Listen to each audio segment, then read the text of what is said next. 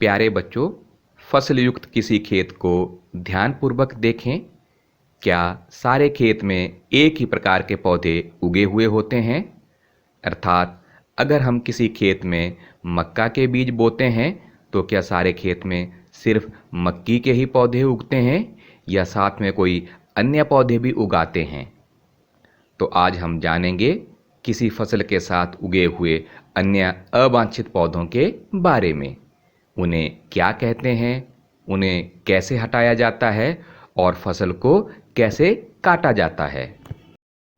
खेत में कई अन्य अवांछित पौधे प्राकृतिक रूप से फसल के साथ उग जाते हैं। इन अवांछित पौधों को हम खरपतवार कहते हैं, यानी इन पौधों की हमें आवश्यकता नहीं होती है। In a field, many other undesirable plants may grow naturally along with the crop. These undesirable plants are called weeds. प्यारे बच्चों, खरपतवार हटाने को निराई कहते हैं। निराई आवश्यक है क्योंकि खरपतवार जल, पोषक, जगह और प्रकाश की स्पर्धा कर फसल की वृद्धि पर प्रभाव डालते हैं। कुछ खरपतवार कटाई में भी बाधा डालते हैं तथा मनुष्य एवं पशुओं के लिए भी विषैले हो सकते हैं। The removal of weeds is called weeding. Weeding is necessary since weeds compete with the crop plants for water, nutrients, space and light. Thus, they affect the growth of the crop. Some weeds interfere even in harvesting and may be poisonous for animals and human beings. आइए देखते हैं निराई से कैसे खरपतवार को हटाया जा सकता है। अरबी की फसल के साथ प्राकृतिक रूप से उगे हुए इन अवांछित पौधों को ही खरपतवार कहते हैं। खरपतवार हटाने की प्रक्रिया को हम निराई कहते हैं। इसे हटाने के लिए हम इस तरह हाथ से भी इन अवांछित पौधों को हटा सकते हैं। ये देखिए, हम निराई कर रहे हैं, खरपतवार के पौधों को इनको निकाल रहे हैं। ये इस तरह से ये हम इसका दूसरा तरीका भी है, इसे हम खोद कर भी निराई कर सकते हैं। ये हमारे पास इस तरह से हम इसको खोद कर भी निराई कर सकते हैं। इस तरह से भी इन अवांछित पौधों को हटाया जा सकता है।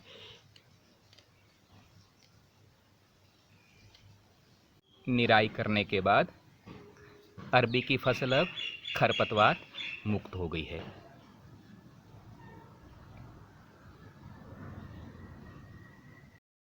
इसके अलावा किसान अपने फसल वाले खेत में हल चलाकर भी खरपतवारों को जमीन से उखाड़ देते हैं और वे सूख जाते हैं। ये खरपतवार को हटाने का ही एक तरीका है। बच्चों, रसायनों के उपयोग से भी खरपतवार नियंत्रित किए जा सकते हैं। उन्हें हम खरपतवारनाशी कहते हैं, जैसे 2,4-D इत्यादि।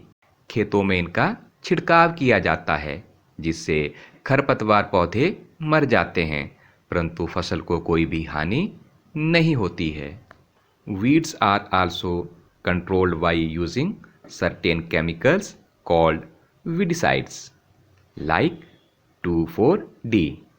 These are sprayed in the fields to kill the weeds. They do not damage the crop. ये हैं कुछ खरपतवारनाशी यानी वीडिसाइड्स के चित्र।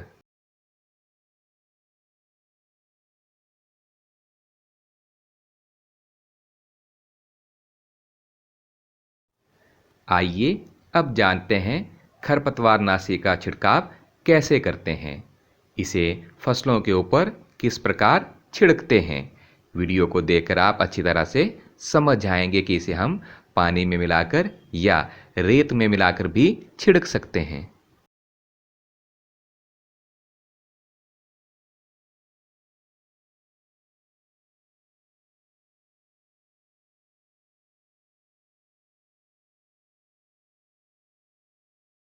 फसल की कटाई एक महत्वपूर्ण कार्य है। फसल पक जाने के बाद उसे काटना कटाई कहलाता है। कटाई के दौरान या तो पौधों को खींचकर उखाड़ लेते हैं अथवा उसे धरातल के पास से काट लेते हैं।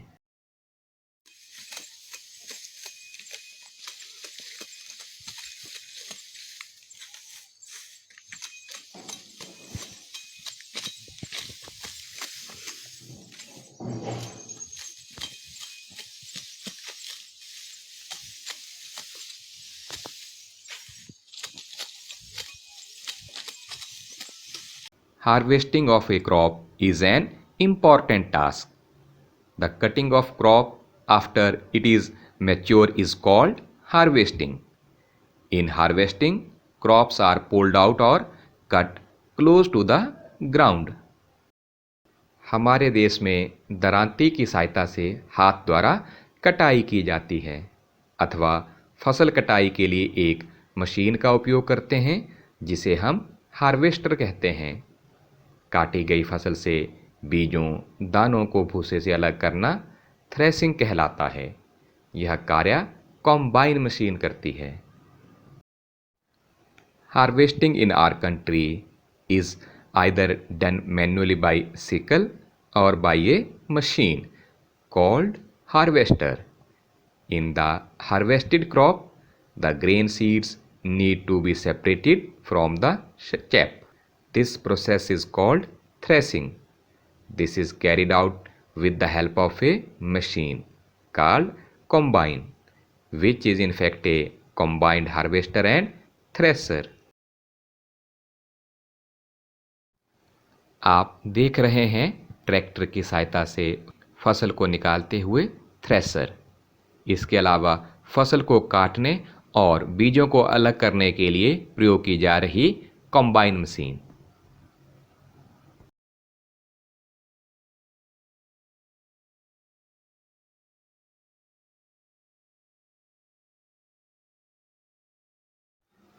Farmers with small holdings of land do the separation of grain chaff by winnowing. छोटे खेत वाले किसान अनाज के दानों को फटक कर अलग करते हैं।